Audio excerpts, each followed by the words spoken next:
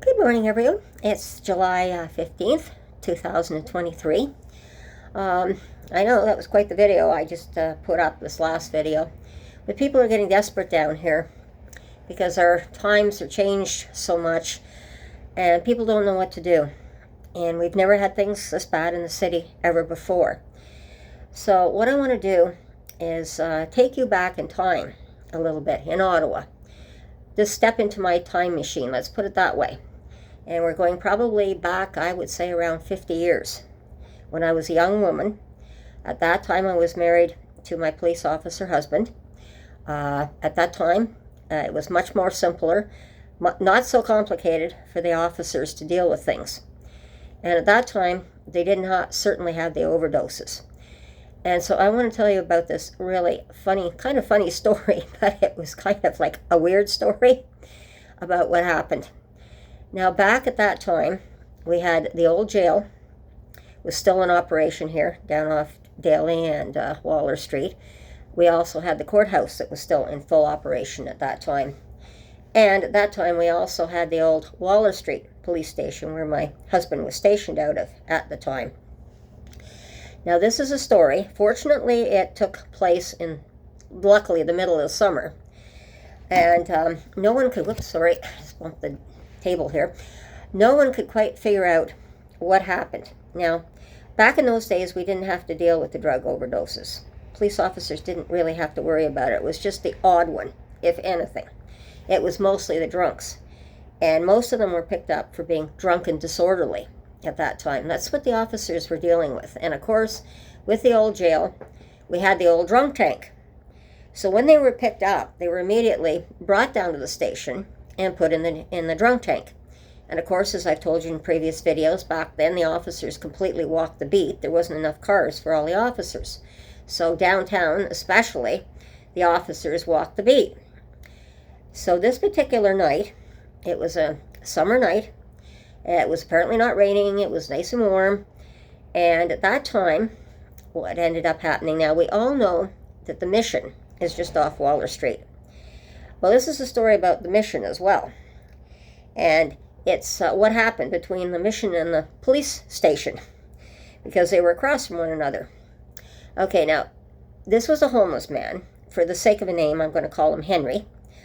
He was usually brought in very often by our officers. He was known very well for being drunk and disorderly, and usually ended up in the jail cell having to sleep it off. So, but this particular night, he was supposed to be at the Mission, apparently. So this, and of course, the bars had closed about 1 o'clock in the morning, and the officers were not coming off the beat till about 3:30 in the morning. So somewhere this happened between, we're estimating, because my husband came in just a little early before the shift ended to do some paperwork, and we're estimating between 1 o'clock and possibly about a quarter to 3, just before all the officers came piling in, both ways, to come in to change, to do the shift change. And of course, the streets were bare, and we couldn't figure out how he did this. But the desk sergeant was sitting in the lobby. He was at his desk. He was doing some paperwork. And Henry comes staggering in through the front doors. Much to the astonishment of the desk sergeant, he looks up, and there's Henry staggering in his birthday suit, of all things. So, of course, he said, I just kind of rubbed my eyes. I thought, gosh, I'm seeing things. I know I'm getting tired and all this paperwork. But there's Henry staggering in, and he's got no clothes on, totally. Like, what the heck? And where's the other officers? Well, and then he's thinking, well, what the heck do I have to do right now? Because I'm in a predicament. I'm alone down here at the desk. There's no other officer around to give me a hand. And just then, of course, my ex-husband, the police officer, happened to come walking in early to do his paperwork.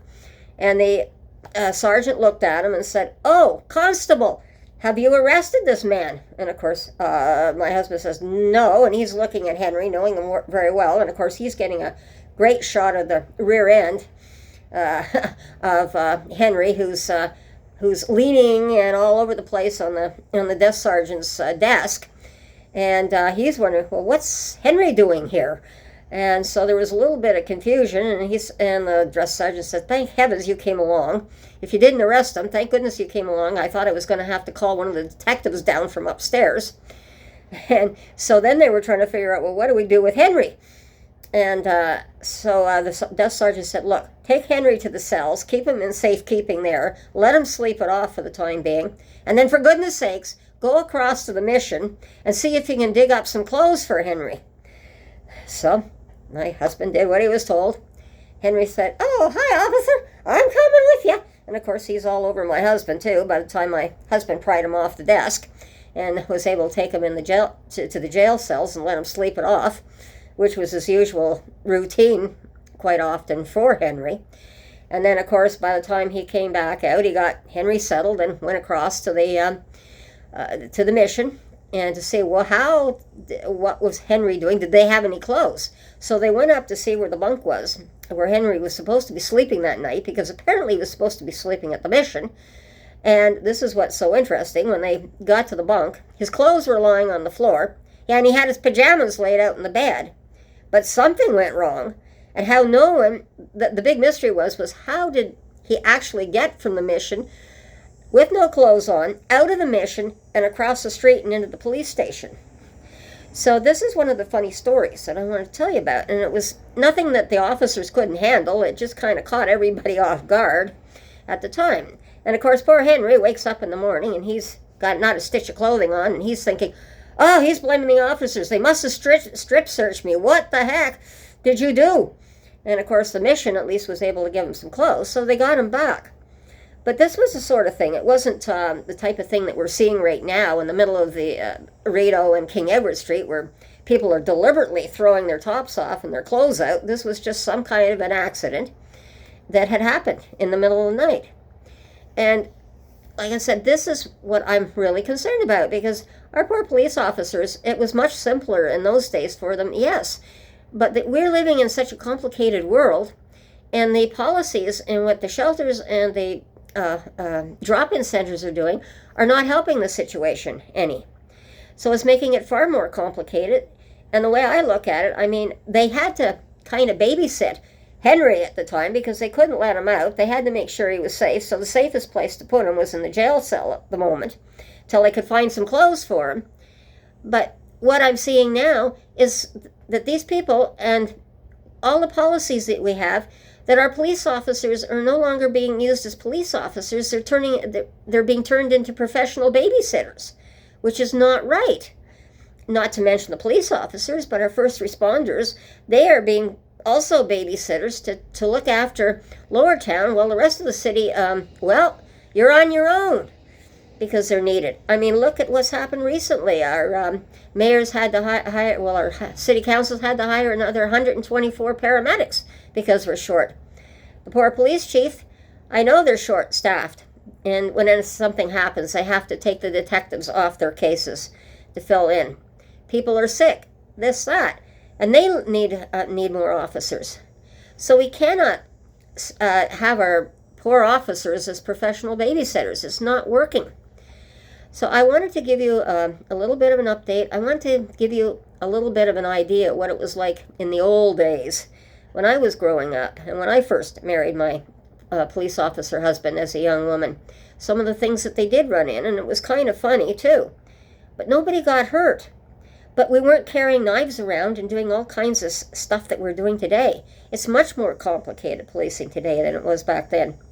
And that was pretty much laughable, but he was pretty much safe. It was just a big mystery. How in that time period did he walk across the street from the Mission, not being seen, out of the Mission, across the street, and into the police station? But then again, Henry, he was kind of got himself lost because he was so used to he was so much at home in the jail cells as well for being drunk and disorderly, and as much as being in the Mission. That was his home too. So I think he took a wrong turn somewhere. So that's what I kind of want to talk to you about today. And I just wanted to give you an update and a kind of a funny story at the same time.